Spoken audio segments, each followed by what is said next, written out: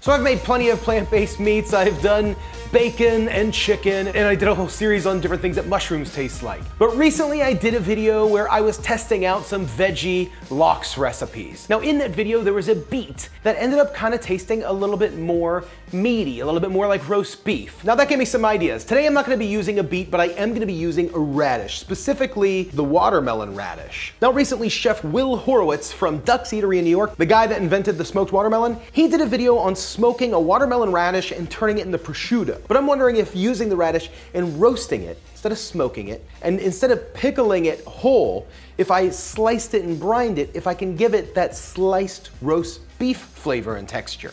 I'm kind of thinking that I might be able to turn this into like an Arby's roast beef sandwich. So let's see, let's give it a try. Let's see what happens. Can we make this radish taste like roast beef?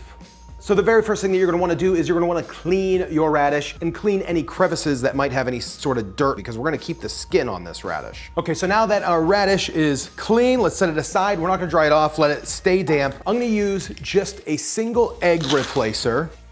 We're gonna do about 3 tablespoons of water in here. It's okay to go a little bit more.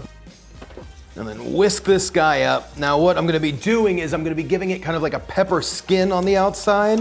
Thinking that's gonna be the best way to kind of mock that roast beef skin.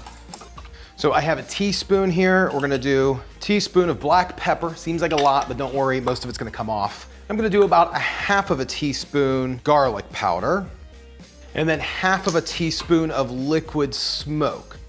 Give this a little whisk real quick. Now that egg replacer just should help it kind of stick, which it looks like it is pretty nicely. We're just gonna kind of roll it around in that and kind of press too, kind of see if we can get some of that pepper into the skin, you know?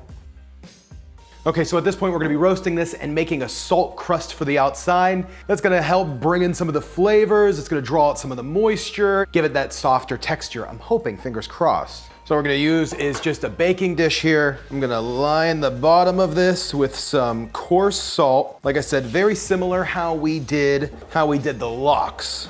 Now I'm gonna set this in. There's the root side that's cut. I don't wanna like touch any of the pepper side because I would love to get that not damaged. Like I said, this crust is probably gonna peel off in the end, but it's okay. It's not the end of the world. And then now all we're gonna do is just kind of cover this in salt.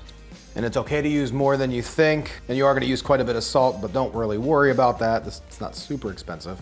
And you could do more than just one at a time. That's all I'm doing. I'm gonna kind of bring some of the salt here from the outside. Make sure this is sitting in salt really nicely.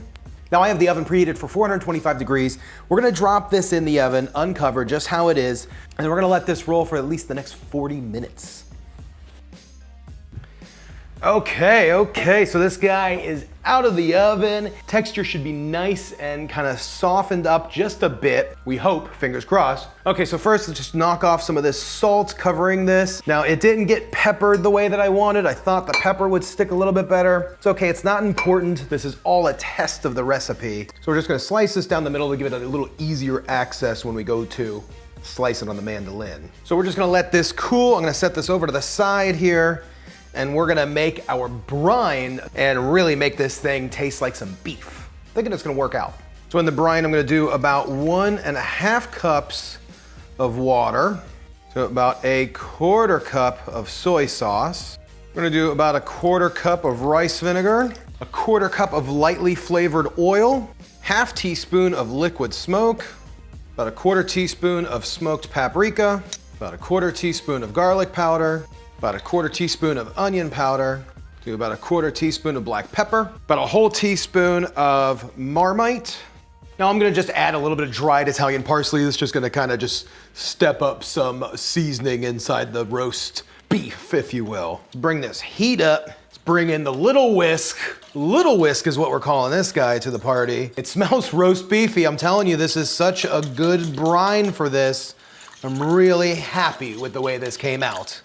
Now I do want to give this a taste because the only salt that's in here is the salt from the soy sauce. Oh my gosh, it's perfect. Let's make it a little salty. We're gonna add a pretty big pinch in of the kosher salt. Let's do 2, just to really bring up that salt. Let's go ahead and slice these radishes. Just want that on the finest slice. Let's see what happens. I'm really liking the look of this. And these are kind of coming out with some good slices. Some of them are tearing up a little bit. I think once they soak, it's gonna really kind of almost not pickle them, but kind of give us the texture that we're looking for.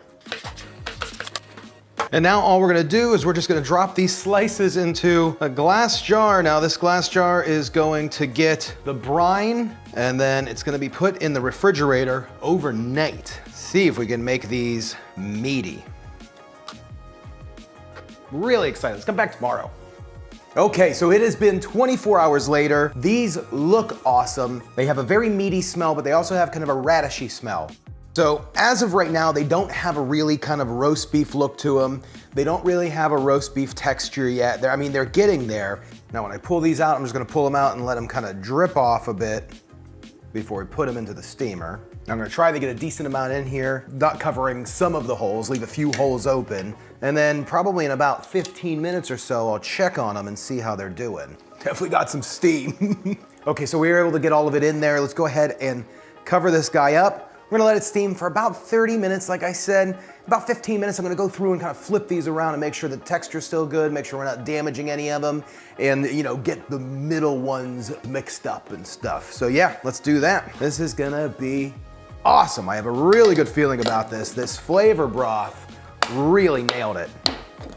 Okay, these guys have been steaming for about a half an hour. I'm gonna let it steam. I'm just gonna move this over here to the side, and we're gonna get started on toasting that iconic Arby's sesame seed bun. Now, the way Arby's toasts their bun, they don't use any sort of butter or anything. They just throw the bun on a hot grill. It just gives it like that sear mark.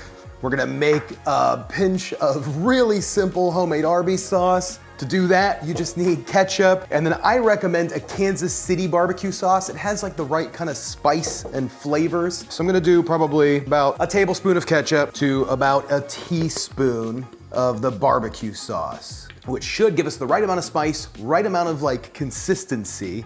Tiny Whisk is in the cleaner, so I'm just gonna use this brush. Now let's get ready to lay this sucker down. I am so ready, because I think this is gonna be awesome. I mean, just a perfect type of roast beef texture.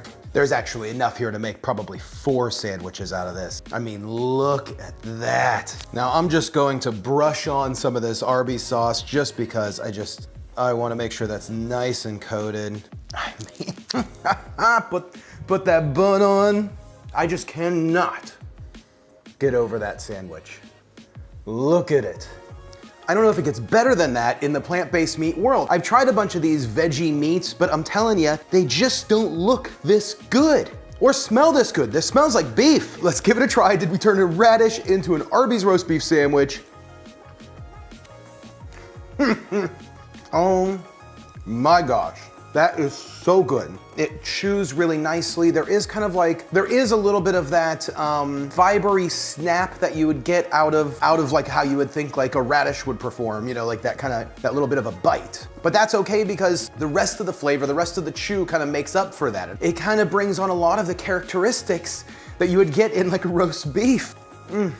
That's delicious. There's a very meaty aftertaste that goes along with it. There's nothing that kind of like backs up and says like, wait a minute, this is a radish. I'm eating the whole thing. Well, gang, that's what I got. That's the Arby's radish roast beef. I am so happy about this one. I can't exclaim how happy I am with the way that this came out. I think you can enjoy that, load that up on a sandwich, throw some if you want to make some like a cashew cheddar kind of sauce to pour over it to make like a beef and cheddar with like an onion bun. The possibilities are endless with what you could do with this, with like a sandwich. Saute it up with some like onions and peppers to make like a steak and cheese almost type of thing. Thanks for watching. All the names that you see scrolling over here on the side, these are the members of the Sauce Squad. You can join the Sauce Squad for only $1 a month over at patreon.com/saucestash. I really appreciate all the Sauce Squad and all of you. Thank you so much for being a part of this. If you haven't yet, make sure you click the subscribe button and click this video right here. This is probably gonna be one of my bacon videos.